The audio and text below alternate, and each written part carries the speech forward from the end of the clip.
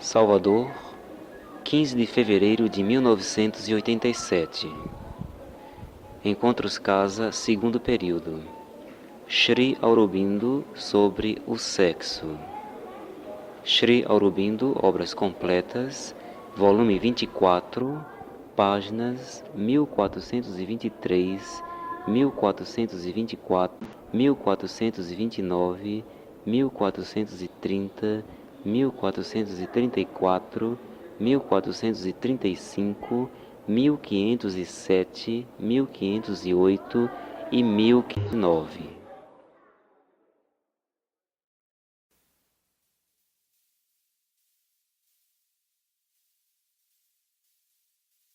E, como de todo jeito, não poderia ser uma coisa exaustivamente, então acho que deu para ver o quanto nós temos que aprender nesse sentido ainda. E como me foi dado uma sugestão, direi sobre sexo, nós falamos dentro do... nas leituras subconscientes não surgiu o tema justamente. Então achei interessante, achei bom. Então gostaria também de dedicar 2 dias agora ao sexo.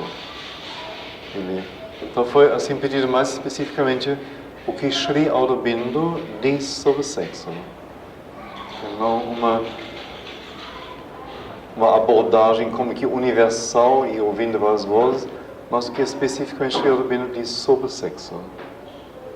Ora, o que ele dirá não está de acordo de maneira alguma com a maneira em que se vê normalmente a questão. Isso eu já posso assegurar de antemão. Então, cada um é livre totalmente de ouvir isto e concordar ou não concordar, ou concordar mentalmente e na sua vida agir de outra maneira. Quer dizer, isto é óbvio. Tudo aqui é só uma comunicação, uma colocação. Como cada um se aproveita disto, é questão dele mesmo. Então, só para dizer que não vou com isto querer como que derrubar alguém ou estabelecer regras, ou jamais. Não tenho nenhum poder para isto, nenhum intento mesmo. Questão extremamente individual de cada um. No entanto, é interessantíssimo e muito mais que válido ouvir o que alguém como Sri Aurobindo vê a respeito disto. Isso pode esclarecer muita coisa.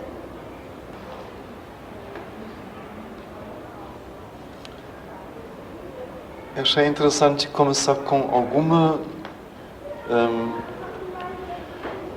primeiro algumas palavras sobre o próprio físico, porque das nossas partes mental, vital e física, naturalmente é o físico que é a base, o que é a própria região do sexo. O físico interligado com o que o yoga chamaria o centro mais baixo do vital. Tem 3 centros do vital, não? Segundo a filosofia do yoga: vital mais baixo, vital médio, vital alto. O mais baixo, junto com o físico, rege a dimensão, a região do sexo.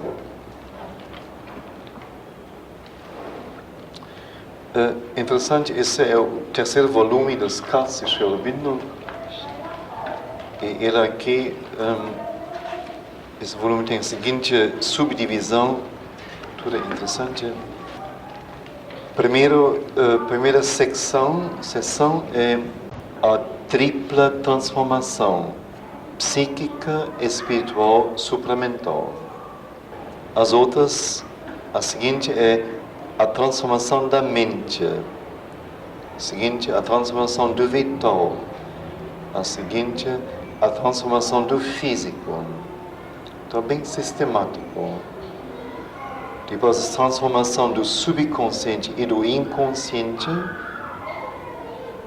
E mais 2 sessões, de ordem mais geral: dificuldades do caminho e oposição das forças hostis.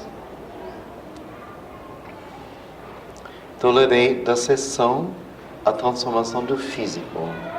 É nessa sessão que as questões do sexo estão colocadas.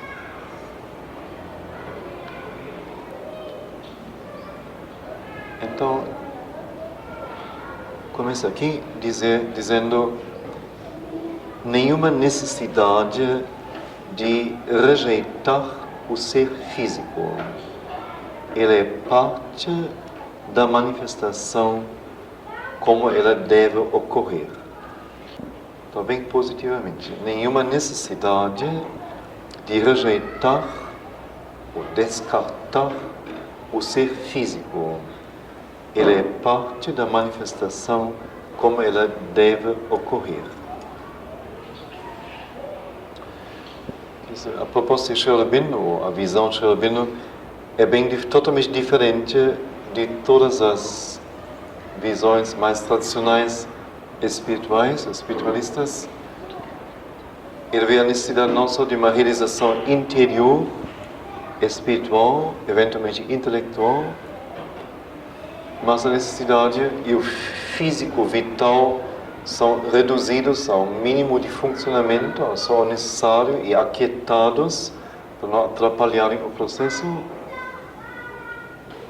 mas sentidos como obstáculo, como elementos inconciliáveis, afinal, com o esforço espiritual interior,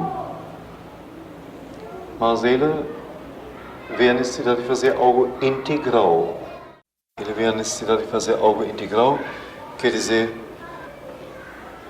não só reunir a energia psíquica mais fina, mais sutil, abertura da dimensão interior, da dimensão espiritual, e como que quase a paralisação, então, do resto do ser, e o interesse único é como chegar a se realizar espiritualmente, interiormente, mas ele vê a necessidade de uma transformação do ser inteiro, o ser inteiro respondendo, afinado com, unido àquilo que é o mais alto, mas não pelo preço de um abandono de sua condição e de condições que não permitiriam mais uma vida física sobre a Terra, mas pelo contrário, a aceitação da existência aqui plenamente, inteiramente, mas penetrada e remoldada por uma nova consciência, uma energia que recusaria tudo o que é inconsciente, ignorante, falso, primitivo, animalesco, etc. E tentaria reverter tudo isto para ser um instrumento consciente, um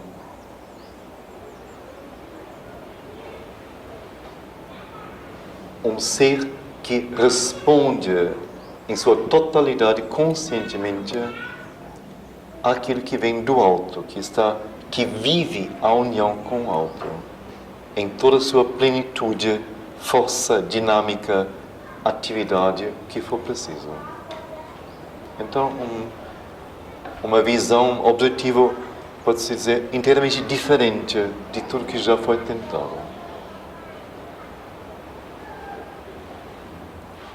Então, por isso, então, a decisiva palavra aqui não tem nenhuma necessidade de descartar o ser físico. Ele é parte da manifestação como ela deve ocorrer.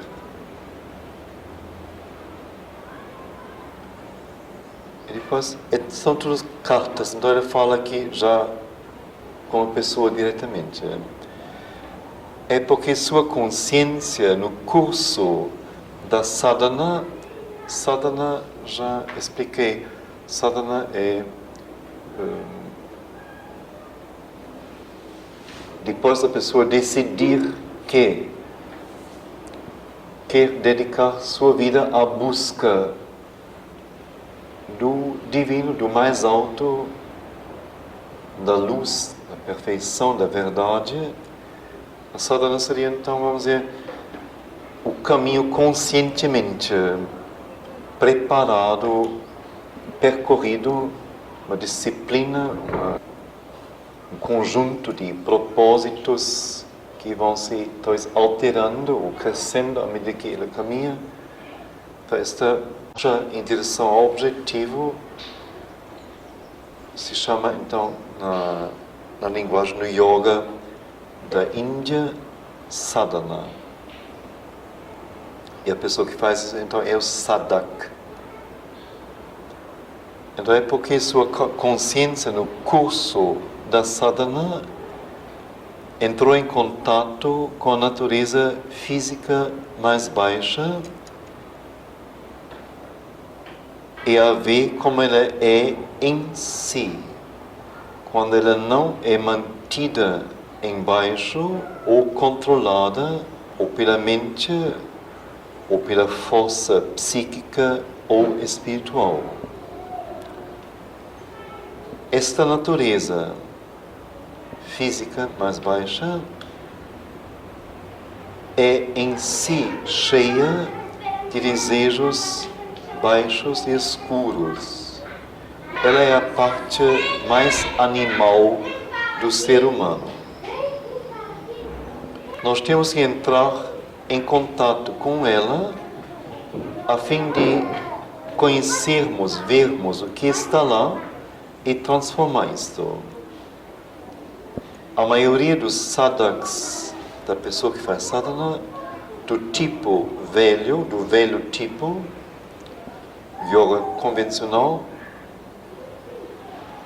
é satisfeita com elevar-se para dentro dos reinos espiritual ou psíquico e deixar esta parte a si mesma, para si mesma.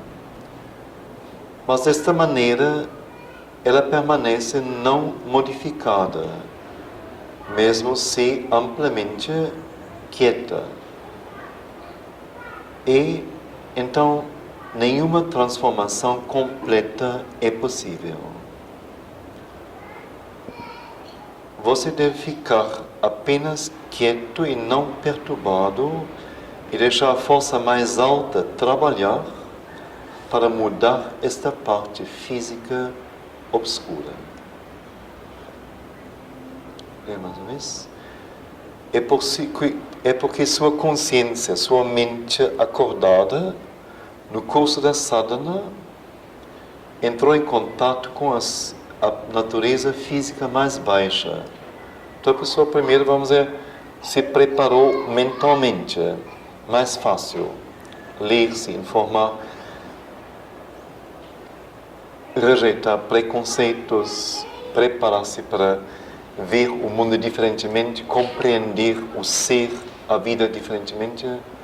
Depois trabalhou possivelmente no vital, emoção, companheirismo, relação com outras pessoas, vaidade, ego, orgulho, ambição, ainda coisas que se pode pegar. E depois chegou então ao físico, a natureza física primitiva, a base de nossa existência. E então ela vê agora esta natureza física como ela é em si. Quando ela não é mantida em baixo ou controlada pela mente ou pela força psíquica ou espiritual. Como que rejeitada, bota no porão a corrente e mas como ela é como tal, como é sua natureza, quais são as regras, os automatismos, as energias que a regem, como é que ela vive e existe. Não no sentido de rejeitá-la, mas para conhecê-la, vê-la como é ela. Então essa natureza em si é cheia de desejos baixos e obscuros. Ela é a parte mais animal do ser humano. é a nossa parte física, o aparato físico. Visto já seu exterior, é óbvio que é uma parte animal. Ela é toda construída no modelo dos últimos animais que saíram antes do nosso modelo. É toda uma questão de evolução, trabalho da evolução universal da vida. Produzir este organismo.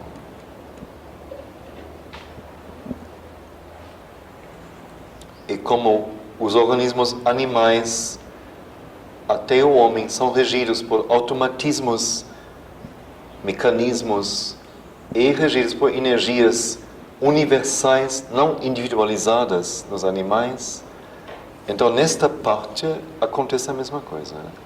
Ora, em acréscimo a isto, temos energias mais individualizadas, especialmente então a mente, que nos apresenta a nós mesmos como indivíduo, pessoa independente, etc. Mas o que chamamos assim é amplamente ainda natureza. Então nós temos que entrar em contato com ela, com esta parte, essa natureza física, e vê-la para saber o que está lá e para então poder transformar isto. A maior parte dos sadhaks do velho tipo são satisfeitos com a elevação para dentro de domínios espirituais ou psíquicos e deixam esta parte a si mesma. Mas desta maneira ela permanece não mudada. Vamos dizer, o que falta nas disciplinas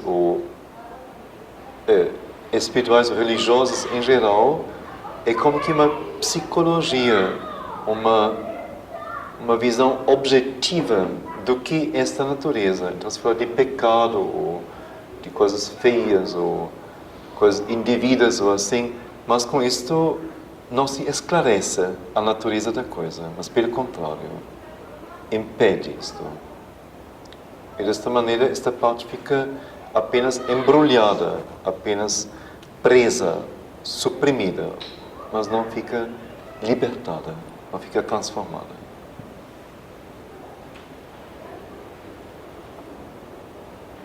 Mas desta maneira ela fica não transformada, não mudada, mesmo se amplamente quieta, e não pode se mexer, e nenhuma completa transformação é possível. Então, ele, no caso, agora pula outra vez para, depois dessa informação mais objetiva, para a pessoa que deve ter perguntado alguma coisa especial, dito, isso me aconteceu assim, assim, assim, o que eu faço? Qual é a medida que devo tomar? Então ele diz, você deve somente ficar quieto e não perturbado e deixar a força mais alta trabalhar para mudar esta natureza física obscura. Talvez a pessoa relatou, talvez, posso imaginar, ou segundo o que eu já li, deduzir, talvez, que ela vive uma aspiração, uma força mais alta e que teve experiências reais da descida desta força e se abriu totalmente a ela. Mas o resultado agora são atrapalhações e perturbações num nível que ela pensou que já tivesse, talvez, vencido, deixado atrás. E o que ela faria? Então deveria, talvez, deixar essa força não trabalhar lá e ela primeiro... Então diz, não, quieto, deixa a força trabalhar. E ela vai resolver isso para você.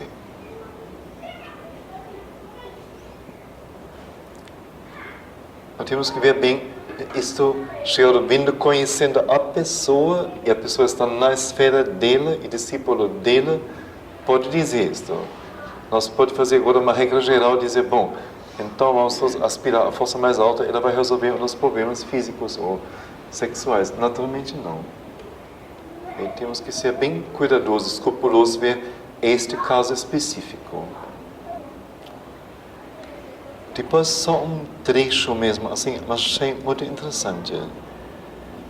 Praticamente vê-se que a impureza física tem a força suficiente para barrar o progresso interior e limitar rigidamente a experiência interior, então, reduzir rigidamente a experiência interior a uma paz passiva. Praticamente vê-se que a impureza física tem a suficiente força para barrar o progresso interior.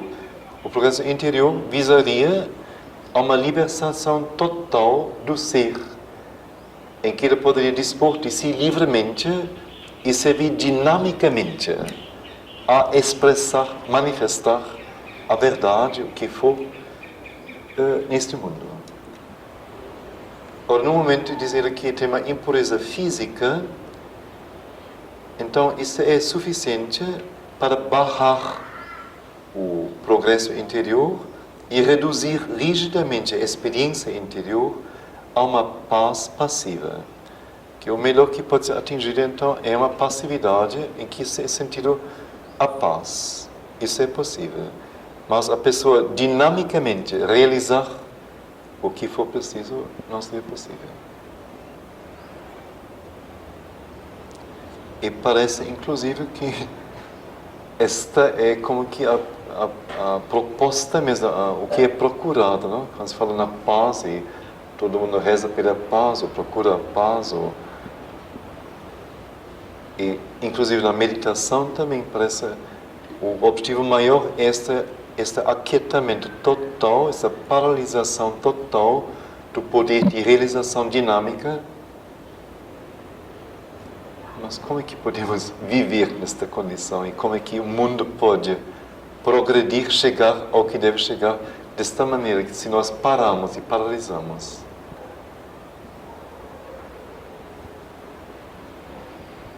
Outra carta. A oportunidade para essas forças contrárias é dada quando o sadhak desce no inevitável curso da sadhana do plano mental ou vital mais alto para dentro da consciência física. Então, parece que a pessoa experimentou a invasão de forças que atrapalharam o seu processo.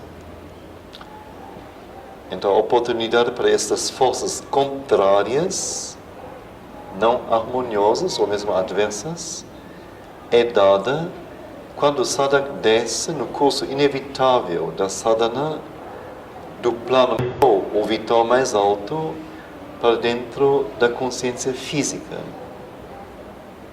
Isso sempre é acompanhado por um empalidecer das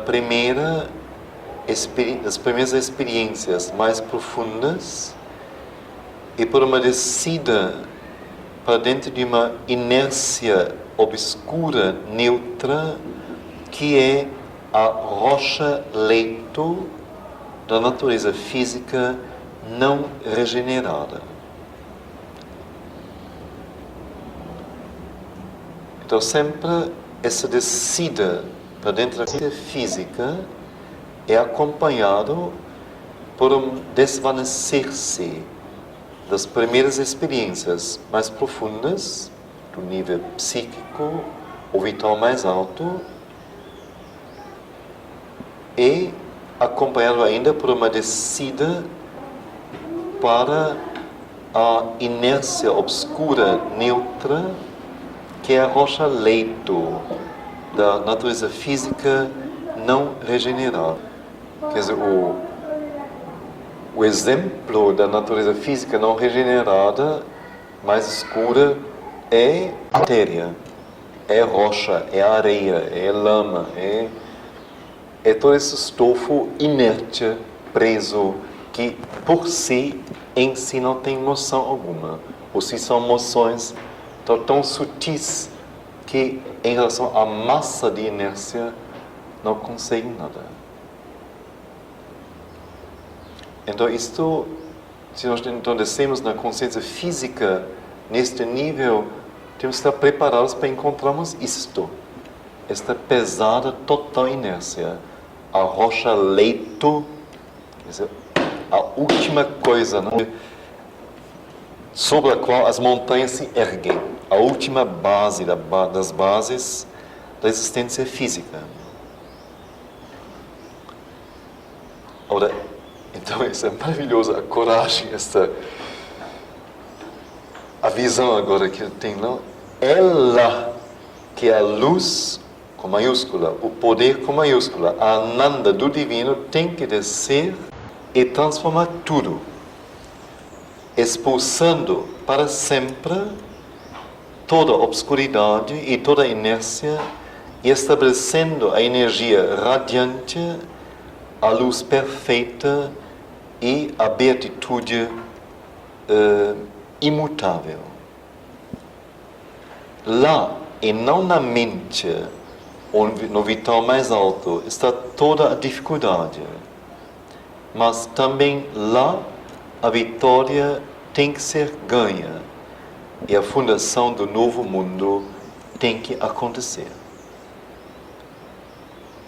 Eu não quero camuflar de você ou para você a dificuldade desta grande e tremenda mudança, ou a possibilidade de que você possa ter um longo e duro trabalho diante de você. Mas será que você realmente não quer enfrentá-lo e não quer tomar parte no grande trabalho? Será que você rejeita a grandeza deste esforço para seguir um impulso louco, irracional, em direção a qualquer trabalho mais excitante da hora ou do momento para o qual você não tem um verdadeiro chamado em parte alguma de sua natureza? Eu não sei o que a pessoa falou para ele. Olha, eu ouvi, o meu amigo está fazendo aquela coisa, e dentro de poucos dias tem experiências assim maravilhosas, entra em Samadhi, vem mil coisas, e aqui eu entro agora em desespero total e não sei o que fazer. Será que está certo isso? Então, talvez por isso ele diz, mas você vai rejeitar a grandeza deste esforço para seguir algum impulso irracional, louco, em direção a algum trabalho mais excitante na hora do momento, para o qual, na verdade, você não tem nenhum chamado verdadeiro em parte alguma de sua natureza?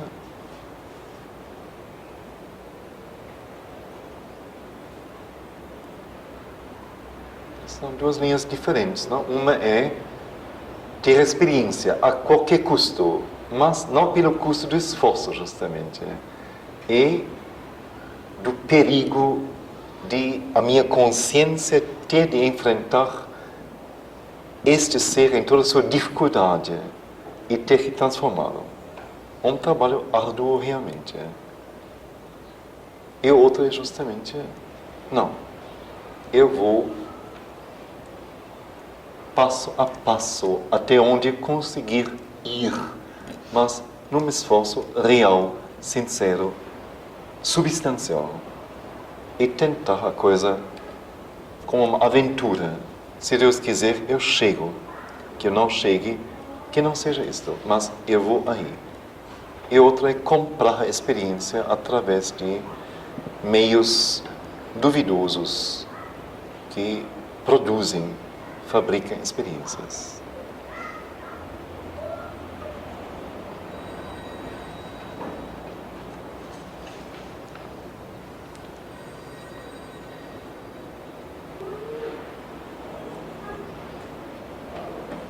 Então, mais ou menos, só para isso ficar para nós claro, então, no momento que se desce para dentro desta consciência física mais baixa, quer dizer, mais básica, mais primitiva, mais original.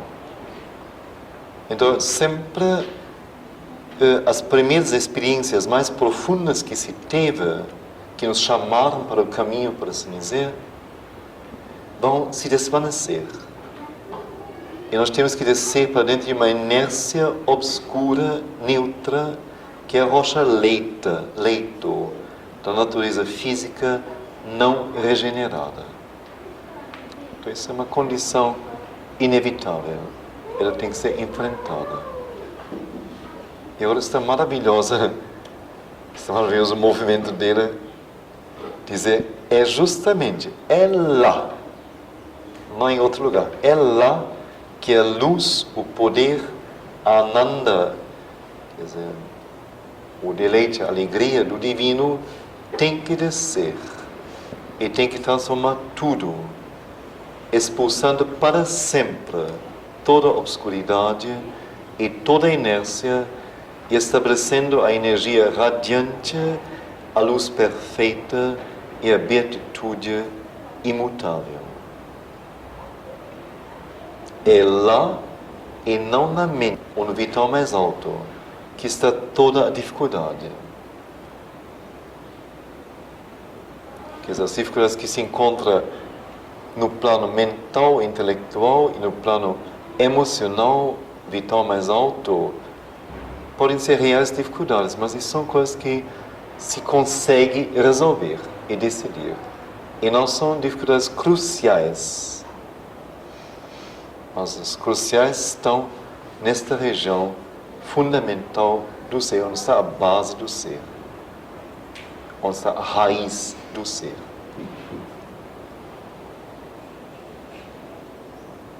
Depois então só diz que não quer esconder do outro e camuflar essa dificuldade desta grande e tremenda mudança, ou a possibilidade que tenha, eventualmente, em sua frente, um trabalho, uma mudança grande, tremenda, um longo e duro trabalho. Mas, então, que deveria pensar bem.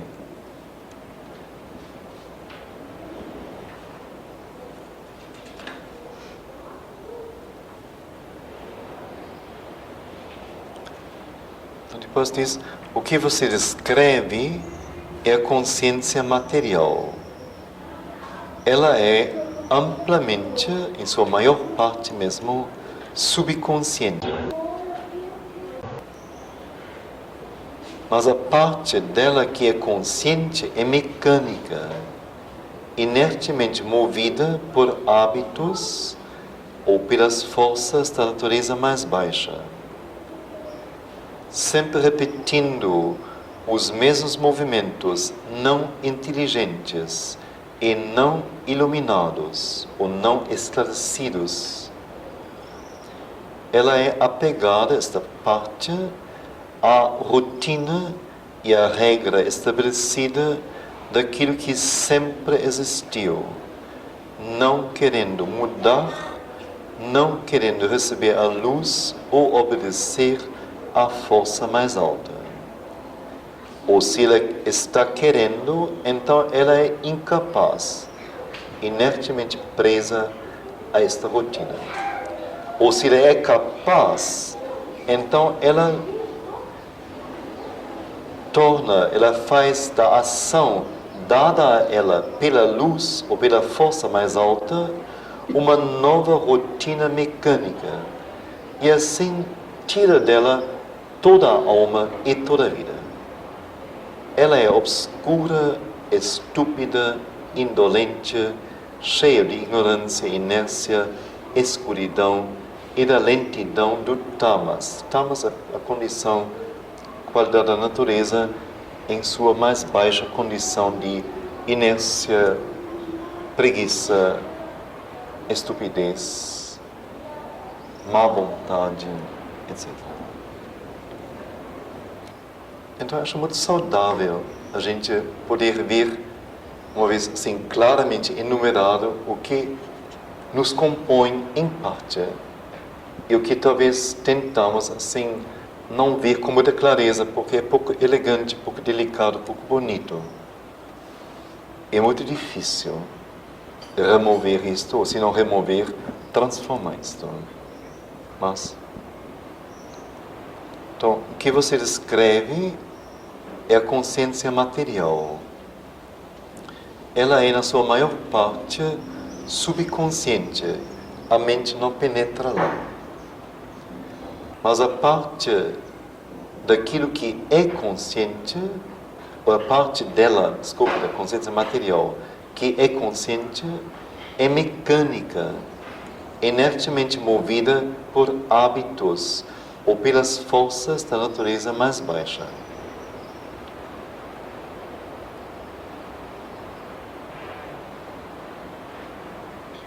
Então, sempre repetindo os mesmos movimentos não inteligentes e não esclarecidos.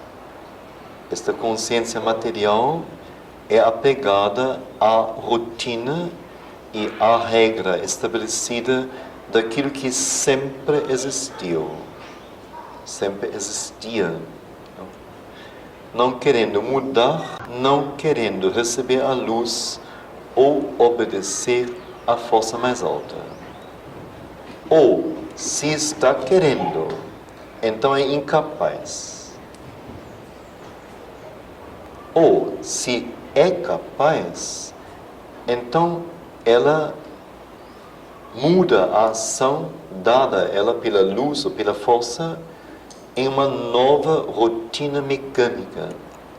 E assim tira dela toda a alma e toda a vida.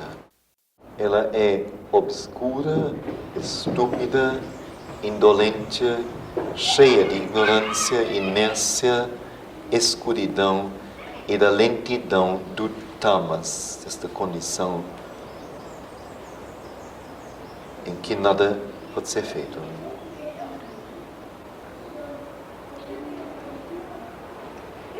E agora vem novamente a mesma colocação interessante.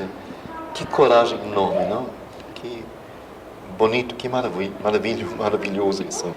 É esta consciência material para dentro da qual nós estamos procurando trazer primeiro a luz e o poder mais altos, divinos espirituais, e a Ananda, a felicidade suprema, e depois a verdade supramental, que é o objetivo de nosso yoga.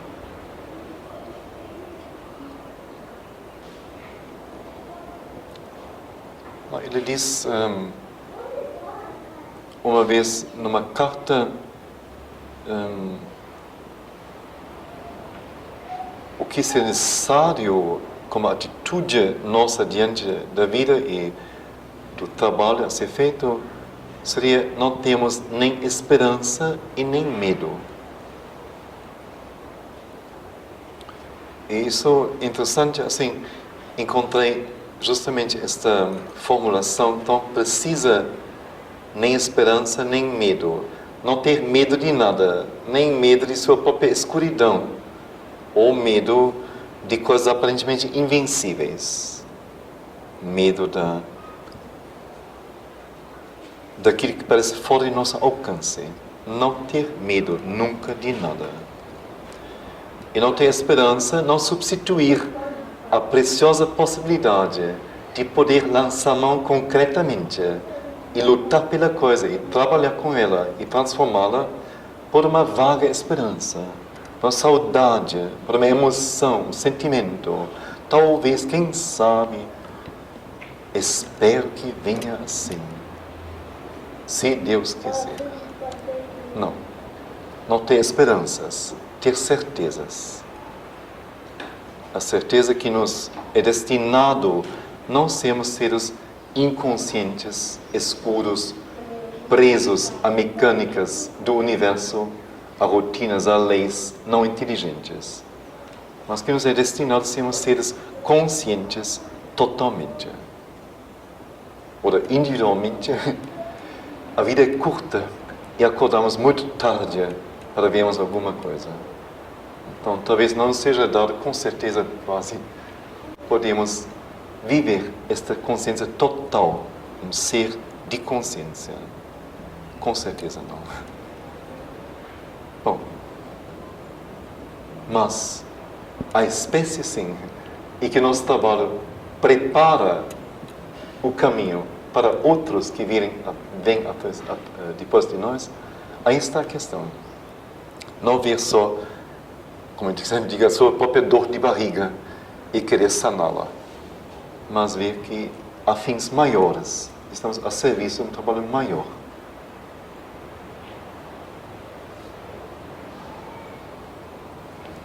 Então, nem medo e nem trocar a visão daquilo que tem que ser feito por uma esperança vaga que não sustenta.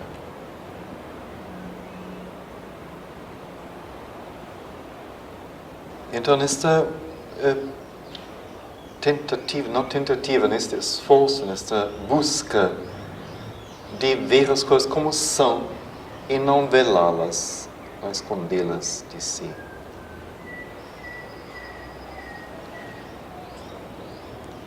Deste não ter medo de ver como as coisas são. Então, ele diz aqui, a parte da dificuldade individual, há uma dificuldade geral na natureza terra física. A parte da dificuldade individual de cada um, há uma dificuldade geral na natureza terra física.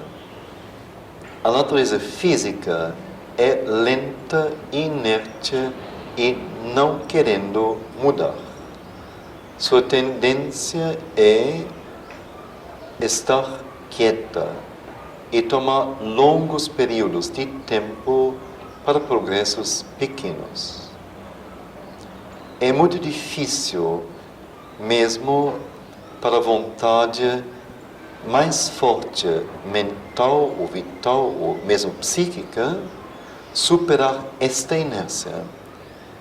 Porque, como eu disse, esta inércia não é a minha pessoal, ou a pessoal de alguém de vocês, qualquer pessoa, mas é a inércia da natureza terra.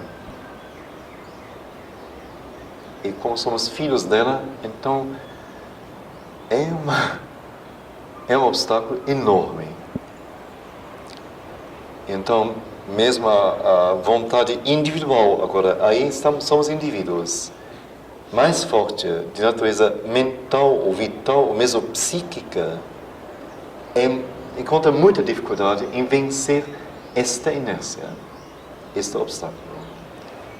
Por isso, então, é somente trazendo para baixo constantemente a consciência e a força e a luz de cima que o trabalho pode ser feito. Por isso, deve haver, olha aí, a afirmação que falei de manhã, deve haver uma constante vontade e aspiração para tal e para a mudança. Ontem de manhã lemos que as duas condições para... Qual foi? Foi a mãe que falou, não? Não, mas qual foi o objetivo, a colocação? Um foi a aspiração intensa, outro foi a dissolução relativa do ego. Mas o que ela colocou... Abrir as janelas. Ah, sim, ao infinito, exato. Então, quando lemos que coloca duas condições para nós, o homem então sempre mantém as janelas que abrem sobre o infinito cuidadosamente fechadas. Não são fechadas, mas cuidadosamente fechadas. E ela diz que têm que ser amplamente abertas. E há duas condições para tal abertura. Uma aspiração intensa foi que acrescentei, que eu normalmente diz também, uma aspiração constante. Sem a constância, nada pode ser feito. E a dissolução gradativa do ego.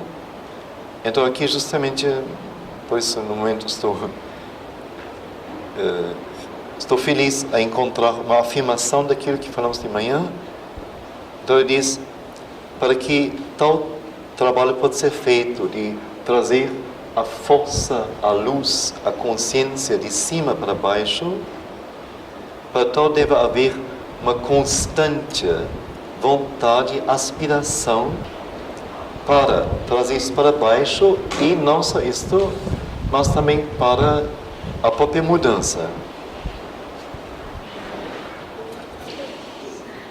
Então, mais ou menos a frase final, prova do que é dito aqui. Sendo cuidadoso, né? Por isso deve haver uma constante vontade e aspiração para tal, quer dizer, para trazer a consciência, a força, a luz de cima para baixo, e também uma constante vontade e aspiração para a própria mudança. Então é interessante, não? Quer dizer, nós não apenas devemos, vamos dizer, tentar trazer isso para baixo, agora nos render e dizer como que faça o trabalho, faze o trabalho, assim como tu achar. Mas ter, além desta vontade de trazer isso para baixo, a intenção consciente que essa força deve ser aplicada, deve se dirigir para tal região, para fazer o trabalho lá.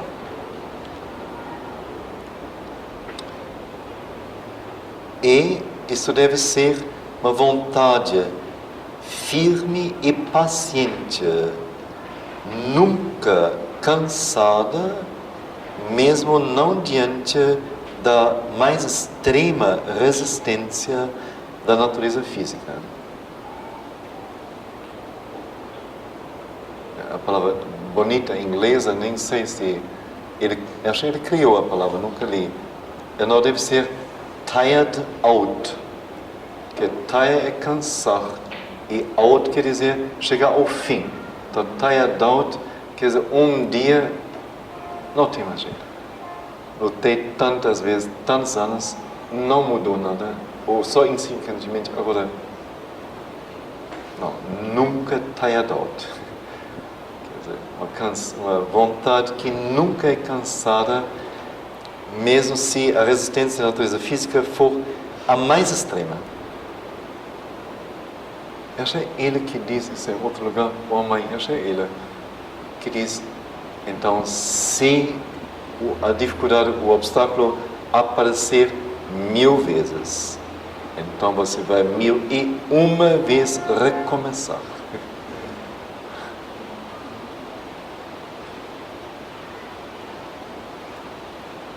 Mas acho importante sentirmos isto, que não é uma coisa que a graça vai descer e vai nos resolver tudo, mas que vai ser uma batalha, uma caminhada pesada.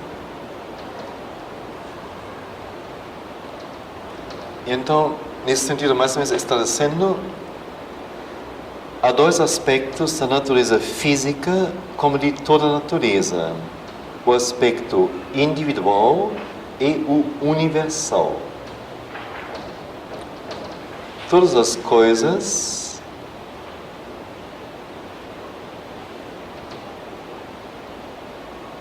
vêm para dentro da natureza individual, da natureza universal. Mas o físico individual mantém algumas destas coisas que vêm e rejeita outras. E aquelas que ele mantém, ele dá um cunho pessoal. Aí está o engano, aí está o perigoso. Vamos dizer, a natureza universal é riquíssima em possibilidades de formação. Para a formação de um corpo individual nosso, só algumas possibilidades são usadas. Mas estas, então, que o físico individual mantém ou segura, a estas ele dá um cunho, uma forma pessoal. Então, se pode dizer destas coisas que são tanto dentro dele, do indivíduo, do físico individual, e que estão sempre vindo de fora para dentro e sendo criadas, essas coisas,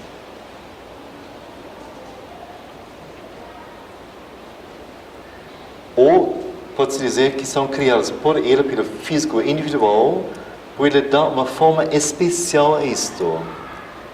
Mas também são criadas fora e estão vindo de fora para dentro.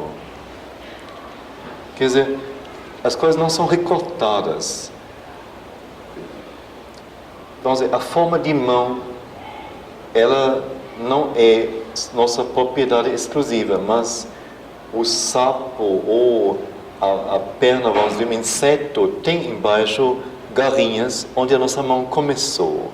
Ou a nadadeira do peixe é a mão humana já numa pré-forma, e assim por diante. Então podemos ir longe nessa pesquisa. Lá começa a nossa mão. Então, eu recebo a propriedade de mão humana, já um tipo mais evoluído, de muita sensibilidade, muita flexibilidade, muita capacidade, muita ligação à mente, muito poder de aprendizagem, de execução que ela tem. Eu recebo isto. Isto em nós é uma coisa individual. Minha mão é diferente ainda, vamos dizer, da mão de qualquer outra pessoa. Então, ela é criada na criação deste meu organismo. Mas, ao mesmo tempo, ela se deve eternamente a esta evolução. Então, esta evolução como que tem poder sobre ela. Ela é mantida não só como último resultado e o resto é cortado, mas vamos dizer, a lembrança nadadeira está aqui, a consciência da garra do inseto está aqui, da garra da galinha está aqui, está tudo presente a cada momento. Então, é algo diferente, ao mesmo tempo é a mesma coisa. É separado, porque adquiriu uma forma humana, e ao mesmo tempo é do estofo cósmico, do estofo de vida, da matéria viva, que também a garrinha da galinha ou do inseto ou a nadadeira do peixe são feitos. Então, é uma vizinhança, de um lado, comovente. Eu saber que aqui está a nadadeira do peixe, está a garrinha da galinha ou do inseto que se agarra num capim. Então, eu posso viver isso, eu sou fisicamente. Mas também é uma vizinhança perigosa, de certo modo, porque é uma vizinhança que vai para a total inconsciência e a subconsciência, a cada momento. Então, eu só posso manter o meu domínio sobre o meu corpo através de um incessante estar em contato com ele, incessante conscientizá-lo, exercê-lo, exercitá-lo, constantemente sabê-lo, usá-lo para fins que não são mais só inconscientes e subconscientes, mas para fins maiores. Assim posso libertar a garra do inseto de sua prisão fatal. O inseto não pode ir além, mas em mim ainda pode ir além. O nadadeira do peixe, o peixe não pode, ele é preso a seu elemento, a seu contexto, mas em mim ele tem a chance de ir além, chegar a uma forma, uma função, uma realização que ele nunca poderia ter. Por isso vamos ver o grande poder de recuperação que toda a natureza tem para nós. Quer dizer, o que nós podemos receber dela é maravilhoso em termos de recuperação vital de ser, de base. Mas o abraço é perigoso também, porque pode facilmente fazer com que a nossa consciência frouxe e não veja mais o grande objetivo, os grandes objetivos, e se renda a este maravilhoso poder elementar.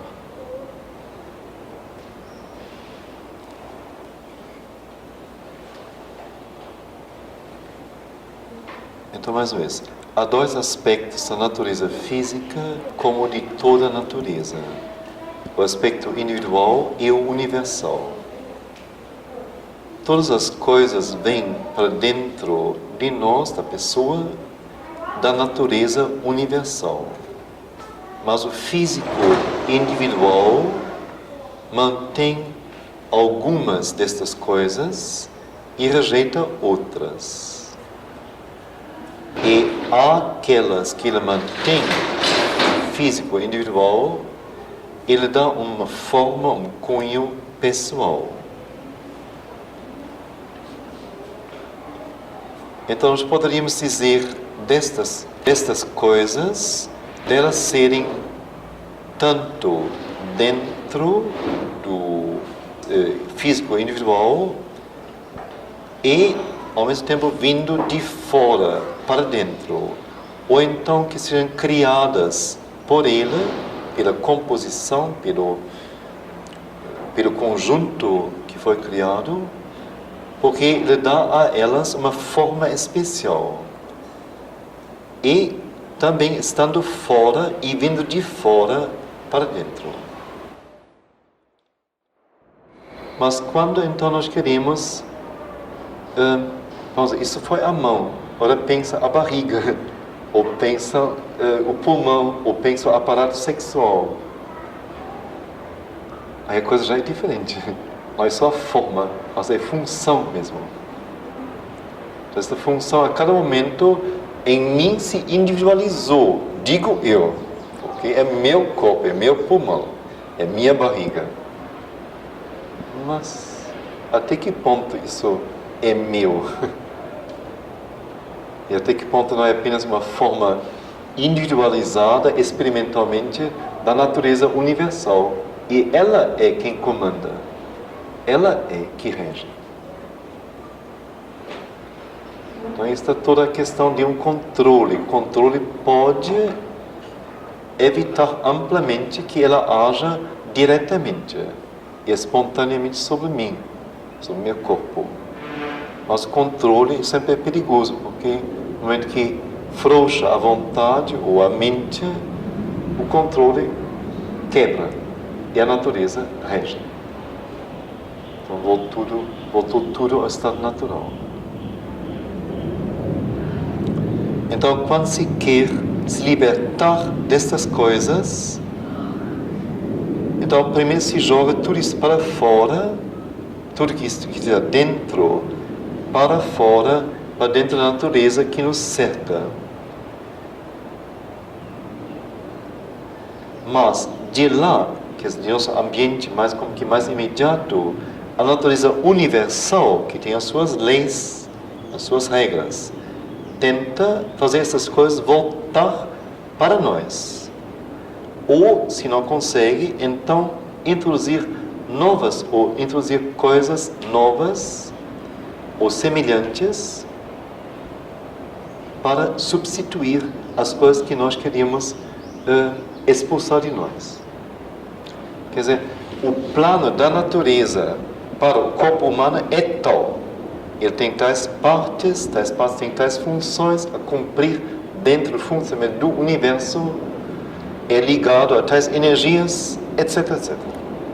Então, no momento que alguém, por vontade pessoal, diz, olha, com todo respeito diante da sua genial invenção de corpo humano, eu não aceito isto, aquilo. Não me interessa, eu não quero isto. Assim devolva você, faça o que quiser. Então ela vai tentar por tudo, ou trazer isso de volta, porque é dentro do plano dela que um ser humano tem que ser equipado com tais propriedades. Ou se não consegue, então criar como que substitutos disto. Então transferir isso para outra região, outra dimensão, fazer trocas.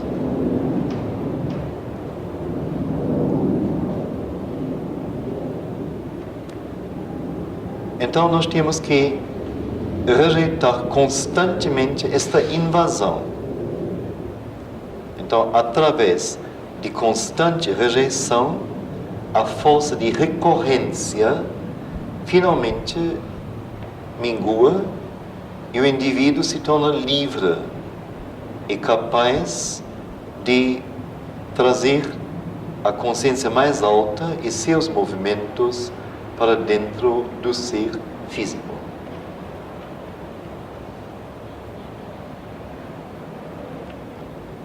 Então se vê, é sempre de novo um ato de consciência, que não é só um ato, vamos dizer, de intensidade, vamos dizer, religiosa, ou intensidade interior, mas com que um conhecimento objetivo, psicológico, por assim dizer, entre aspas, é necessário para isto, além da vontade e além da aspiração. Então tem que ser um trabalho consciente, objetivo. Tem que ver qual é a parte que não quer, o que impede, o que obsta, o que atrapalha, qual a função dela, como é isto, e a partir de então decidir que ela não vai ter chance, etc. Saber que vai ter recorrências, então não é sinal de que vou morrer sem esta parte funcionar, mas é sinal de que a natureza não quer que eu largue isso. Então eu vou ser mais insistente que ela. Se ela devolve a primeira coisa, devolvo para ela, até ela cansar. A minha vontade, em sua essência, é divina. Aí eles têm que se submeter. Não tem jeito. É assim, tem que ser uma coisa muito consciente. Muito sábia.